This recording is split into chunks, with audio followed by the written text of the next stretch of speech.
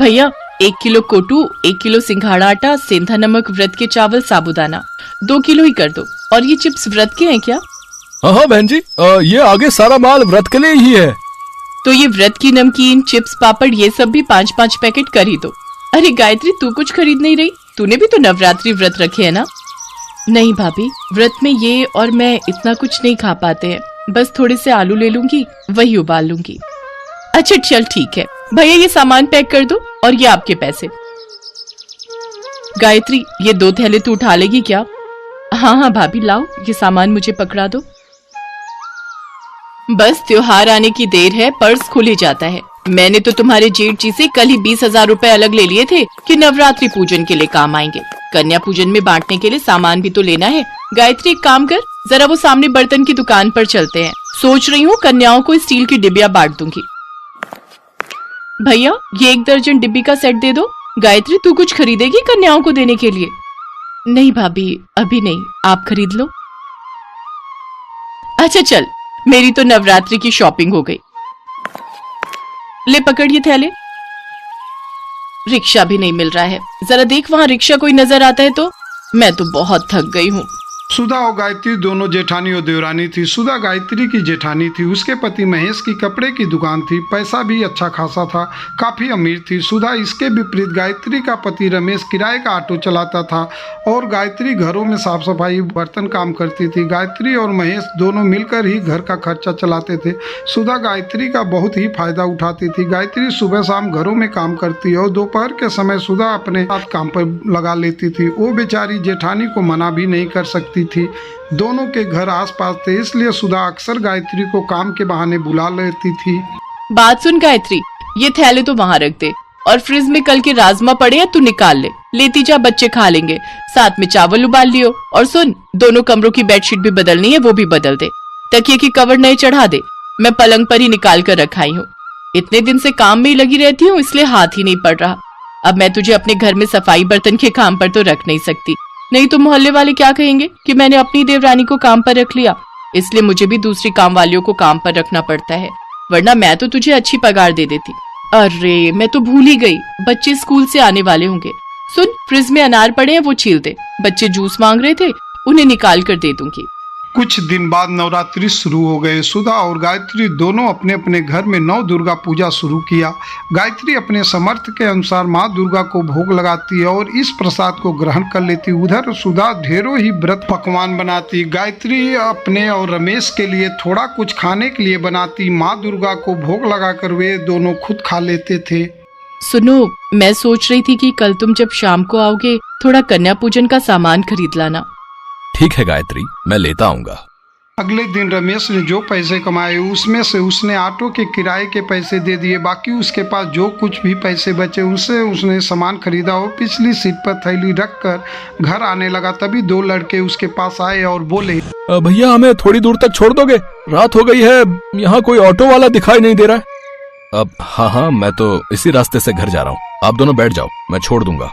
रमेश ने दोनों लड़कों को ऑटो में बिठा लिया। कुछ दूर जाकर वे दोनों लड़के उतर गए। रमेश घर आ गया, पर उसने जब सीट पर देखा पीछे की तो थैली गायब थी। रमेश समझ गया कि जो लड़के आखिर में उसके सीट पर बैठे थे उन दोनों लड़कों ने ही सामान उठा लिया। रमेश अब कुछ नहीं कर सकता था। गायत्री भी अब परेशान हो गई कि अगले दिन कन्या पूजन के लिए सामान कैसे खरीदेंगे। गायत्री के पास थोड़े और पैसे रखे थे, वे उन्हीं पैसों को मिलाकर कन्या पूजन का सामान ले आई। अगले दिन गायत्री ने प्रसाद बनाया और माँ दुर्गा को भोग लगाकर कन्याओं को बुलाने के लिए जैसे ही बाहर गई तभी उसकी जेठानी सुधा ने उसको आवाज लगाई, अरे गायत्री, जरा मेरी मदद कर दे, कंजके आ गई हैं, मैं बैठा लूं, उसके बाद तू उन्हें ले जाना। ठीक है भाभी, मैं आती हूँ। गायत्री सुधा के घर उसके मदद करने के लिए चली जाती। सुनो जी, 9 कन्याओं से ऊपर एक भी कन्या मत बुलाना, बाकी सबको वापस भेज दो। चलो बच्चों, जाओ, 9 कन्याएं पूरी हो गई हैं। वैसे भी 12 डिब्बियां लाई थी, 9 बांट दूंगी, 3 डिब्बी घर में रख लूंगी। अरे गायत्री, तेरे दोनों बच्चों के लिए तो कंजक बची ही नहीं। कोई बात नहीं भाभी, मैंने घर में भी प्रसाद बनाया हुआ है, यहाँ कंजकों को पूरा हो गया, ये बहुत अच्छी बात है। अच्छा, मैं बच्चों को ले जाऊँ? ये भी इंतजार कर रहे होंगे, इन्हें भी काम पर जाना है। ये सारी कन्याएं ले जाएगी? इतना प्रसाद भी बनाया है तूने? कोई नहीं भाभी, माँ दुर्गा के आशीर्वाद से जितना बनाए है उतना पूरा हो जाएगा, पर कन्याओं का खाली हाथ लौटना सही नहीं। घर में आई कन्याओं को भले ही थोड़ा प्रसाद दे दो, पर उन्हें ऐसे नहीं मोड़ सकती। चल तेरी मर्जी, तेरे जेठ जी बुला रहे, मैं उन्हें प्रसाद दे दूं। चलो बच्चों, अब तुम मेरे घर चलो। चलो बच्चों, अब तुम मेरे घर चलो। सोनू, राधिका, सब बच्चों को घर के अंदर लेकर चलो। गायत्री, इतना प्रसाद पूरा हो जाएगा, कन्याएं बहुत सारी आ गई हैं। माँ दुर्गा की इच्छा होगी तो जरूर पूरा होगा। सोनू, राधिका, बच्चों से जयकारा बुलवाओ। गायत्री के दोनों बच्चे सोनू और राधिका माँ दुर्गा के नाम का जयकारा लगाते हैं। गायत्री और रमेश भी बच्चों के साथ माँ दुर्गा के नाम का जयकारा लगाते हैं। जयकारा शेरा वालिदा, बोल साचे दरबार की जय। जयकारा शेरा वालिदा, बोल साचे दरबार की जय। गायत्री माँ दुर्गा का नाम लेकर घर में आई सभी कन्याओं के लिए प्रसाद निकालने लगती है। तभी कुछ साधु संत भी द्वार पर आ जाते हैं। बेटी, दुर्गा अष्टमी का दिन है, साधु बाबा को माँ दुर्गा का प्रसाद दो। अब गायत्री, द्वार पर साधु संत महात्मा आए हैं, कन्याओं के लिए भी प्रसाद निकालना है, अब सब कैसे होगा? हे दुर्गा माँ, आप तो अंतर्यामी हो, मैं आपका नाम लेकर प्रसाद सब में बांट रही हूँ, मेरे प्रसाद में बरकत देना। जय दुर्गा मैया। गायत्री का प्रार्थना माँ दुर्गा तक पहुँचती है और माँ दुर्गा अपने चमत्कार से गायत्री के द्वारा दुर्गा अष्टमी के लिए बनाए गए प्रसाद को बढ़ोतरी करने लगती है। इधर गायत्री बर्तन से हलवे और पूरी चने निकालती तो उधर माँ दुर्गा अपने चमत्कार से बर्तनों को फिर से भर देती। गायत्री मन ही मन बहुत खुश थी। खूब अच्छे से गायत्री और रमेश ने कन्या पूजन किया, साथ ही सब संतों ने भी भर पेट प्रसाद खाया। सभी भोजन से तृप्त होकर गायत्री के परिवार को आशीर्वाद देकर खुशी खुशी चले गए। हे दुर्गा माँ, मैं जानती हूँ ये सब आपके ही आशीर्वाद का फल है। आपके चमत्कार से मेरे बर्तन खाली ही नहीं हुए, प्रसाद से भरे रहे। सुनो जी, माँ दुर्गा की शक्ति अपार है, देखो बर्तनों में अभी भी प्रसाद बाकी है। हाँ गायत्री, तुम ठीक कह रही हो, आज माँ दुर्गा ने कोई चमत्कार जरूर किया है, तभी थोड़ा सा प्रसाद इतना ज्यादा हो गया। सुनो, तुम और बच्चे मिलकर प्रसाद खाओ, तब तक मैं भाभी को भी थोड़ा प्रसाद देकर आती हूँ। गायत्री टिफिन भरकर प्रसाद जब सुधा के घर ले गई तो सुधा प्रसाद देखकर हैरान रह गई। गायत्री, तेरा थोड़ा सा प्रसाद इतना हो गया कि तू मुझे भी देने आ गई, ये तो बहुत चौंकाने वाली बात है। मैंने तो इतना ढेर सारा प्रसाद बनाया, फिर भी हम घर के लोगों को ही पूरा नहीं पड़ा।